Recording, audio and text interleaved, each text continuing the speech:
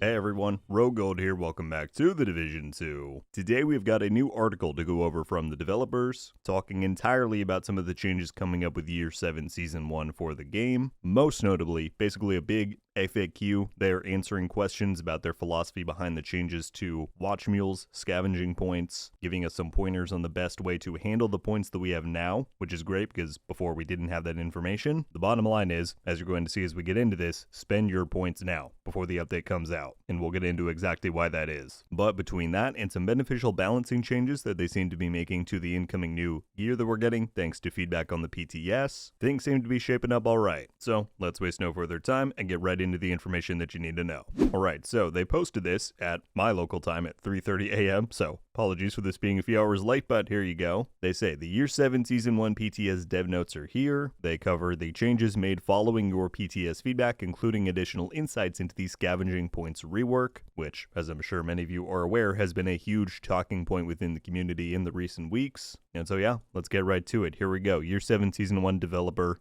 notes. Hello agents, thank you for providing detailed feedback on the Year 7 Season 1 PTS. We're very happy to be entering Year 7 of content, and we hope to always count on your help to identify areas for improvement in our updates. We've analyzed your responses and would like to share some insights and outline the next steps in the process. Alright, so if you want your TLDR right now, because we're going to get into a lot with scavenging points here, they do provide a summary right at the top, and it says, spend your scavenging points before Year 7 Season 1 starts. Once the update goes live, points will be account bound and cannot be used more than one time in total. New scavenging points will be gifted to your account based on your level and will overwrite what you had before. These changes are all about ensuring fairness and balance, particularly following the release of the Brooklyn DLC, as the current system could turn into a paid advantage with new DLC features. Below, you'll find a detailed explanation of the changes, along with both short and long-term improvements we're working on. So that is going to be the bulk of this article, and we're going to get into that, but they also have balance and changes on gear, talents, and new weapons based on PTS feedback. So let's get to it. Like I said, this is going to be a big one.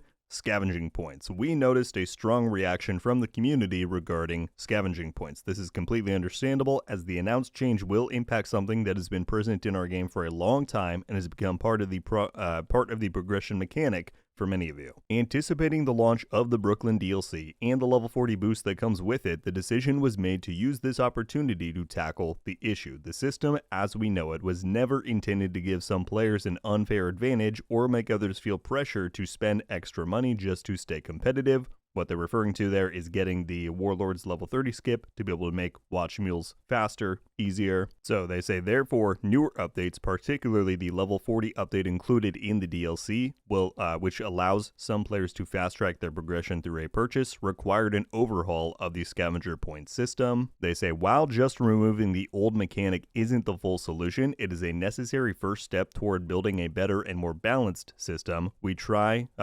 value our most dedicated veteran players and the time you've invested in our game. For this reason, when the update goes live, you'll get a gift of 100% of your scavenging points to use back as you want, almost like creating a fresh new character and getting those points on it. However, they say, and to my knowledge this was not announced before, at least I was not aware of it, but it's very good to know of. This new gift and these points will overwrite the points you already had. So this is why we're making sure to communicate that in advance. We're sharing this early so that you can keep farming the old way as much as you'd like before the update. So you heard it right there. There was a debate going on in the community of, should people spend now? Do you want to save? What do you want to do? The new gift points that they're going to be granting everybody will overwrite the points that you already had. So if you're sitting on thousands of points right now, you're going to want to spend them. And if you're wondering what to spend them on, we'll get to that in a moment. But yeah, that's very important. They say also, we want to clarify that the new mechanic will not remove the ability to share materials and scavenging points between characters. So it doesn't matter which character you claim them from.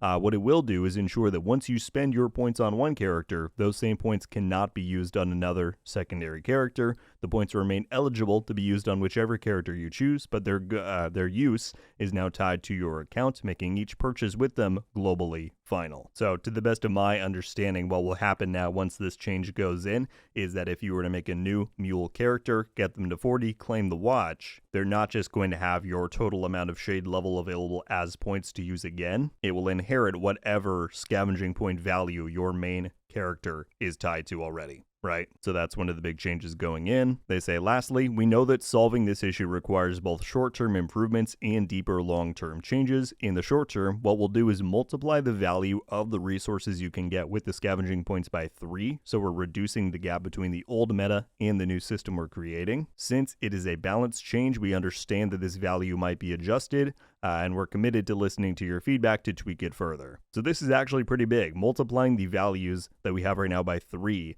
is a pretty big deal for stuff like shade calibration, field recon data, and again, all existing players are going to have access to those new values with the gift amount of points that they're going to be granting everybody, again, once the new season goes live. All right, and then finally, they say, in the long term, we want to enhance the experience of collecting and spending materials so that becomes a more meaningful and rewarding part of the game. We are evaluating how the system will be reworked with a possible reduction of expertise costs, and our goal is to roll out the update within year 7. We'll keep you updated and continue to listen to your feedback as we work on these changes. So there you have it. Again, we did cover previously in their year 7 video how they talked about doing basically an economy revamp to the game, but they do specifically say here that they are targeting reductions of the expertise cost within year 7. So this Shadewatch change is not within a vacuum. They want to make further improvements in the future. As to when those will come out, will they be season 2, season 3? We just don't know. But that is their entire FAQ here on the scavenging points change. They did offer slightly more clarification in replies to this post. I want to look at those quickly before we move on. So right here, somebody said, what do I do then about, since I'm going to lose those materials with this new gift, what do I do since I'm over the cap on materials right now? And the game did reply here, as you see, yes, your only option would be to spend them on credits because credits have a much higher cap than the materials do that we're used to. So yeah, if you're sitting on maxed out materials way over the cap and you have like thousands of points unspent, try to find some way to spend them because again, you're going to lose those current ones that you have come May 27th. However, for those of you worried that they're suddenly going to remove the overcapped materials that you have, they do confirm right here.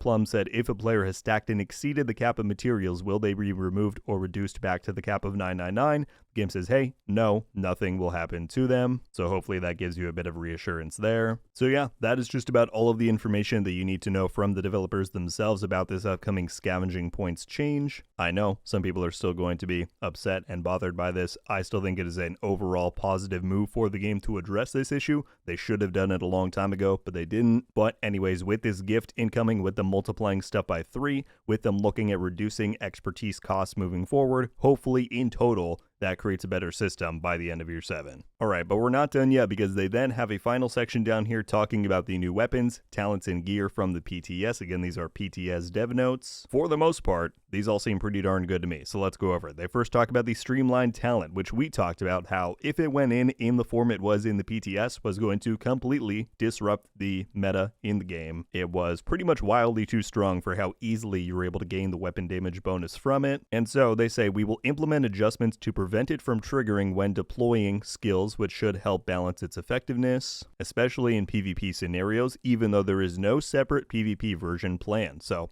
it's good that they confirm that. I kind of questioned the decision, but we will have to see what the new value is because they say also the weapon damage bonus it provided will be reduced as well. So, okay, if they're going to reduce the overall damage amount, if they're going to make it so that active skills do no longer trigger the bonus like it did in the first place, that could be an overall win as far as tackling the imbalance of this new talent. But again, we'll have to see what some of those final values are. All right, moving on to the nimble exotic knee pads, there was a big concern here that they would basically cause players to become invincible because the amount of healing they provided and the lack of enemies targeting you during a cover-to-cover move was proving to be problematic. So they say here the PvP version of the nimble knee pads, even though they're a holster, I just realized, but anyway, will be adjusted to reduce their impact in competitive play. The PvE version will remain unchanged. So there you go. Do I think these will still be not problematic, but just have certain interactions in PvE that are maybe unintended? Probably, if they're not going to change it, but it is great that they're going to be adjusting them in PvP to compensate for how strong they are for healing. I think that was a very good play. Here's the best one though, in my opinion. They talk about the new measured assembly gear set, and they say that the cooldowns for the huddle talent have been reduced to improve responsiveness with scaling,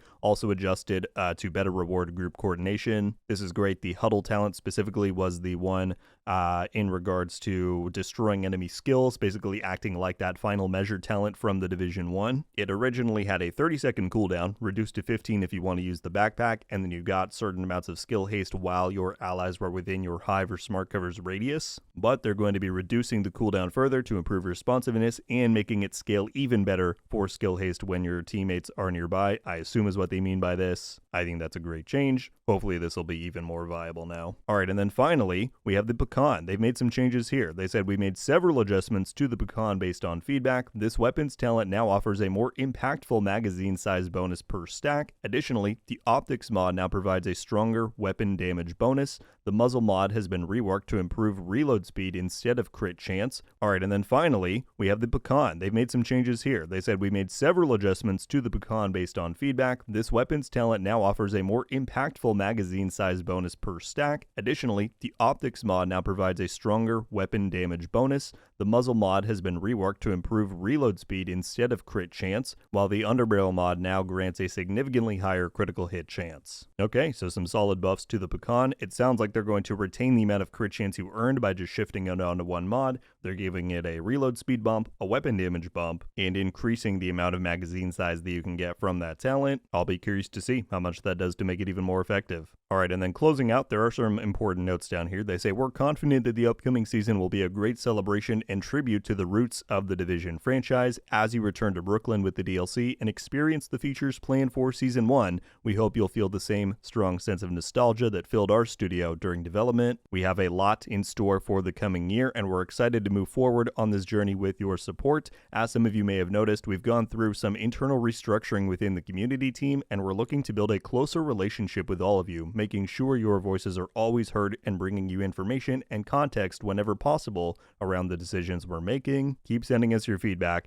and we hope you have a blast when May 27th arrives. So this is great, making sure that the community always has the greatest amount of the greatest amount of context as possible, explaining some of the decisions behind the changes made is stuff that we've wanted all along. So I'm excited to see what kind of plans they have for this restructuring. Hopefully it means nothing but good stuff for us. But there you have it, folks. That is my recap and breakdown of the Year 7 Season 1 PTS developer notes. I hope you got the answers you were looking for, particularly in relation to the Scavenging Points Watch Mule debacle. Again, the bottom line, if you take nothing else away from this video, spend any points you have now. They are going to be overwritten when the new season launches, so stock up. Otherwise, they're going to go away. But yeah, between the balancing changes they announced, like for Nimble and Measured Assembly, really looking forward to those. And yeah, as they say at the end, it is going to be a blast once May 27th arrives. Tons of new content, new stuff to grind. Should be a good time, and I'm overjoyed that you all are here on the journey with me. So that's going to wrap it up for this video. Please do let me know any of your thoughts and reactions to these dev notes. Do you appreciate their explanations? Think it's not good enough? Maybe you don't want them to do the changes at all? Let me know whatever you're thinking down below. If you enjoyed the video and you're not already, I would appreciate you clicking that subscribe button if you want to stay up to date on everything with the Division 2. I got tons of plans coming up with the release of this DLC. But yeah, that is just about going to do it for me today, everybody. Thank you all so much for watching. I'll see you in the next one. RogueGold. Ow.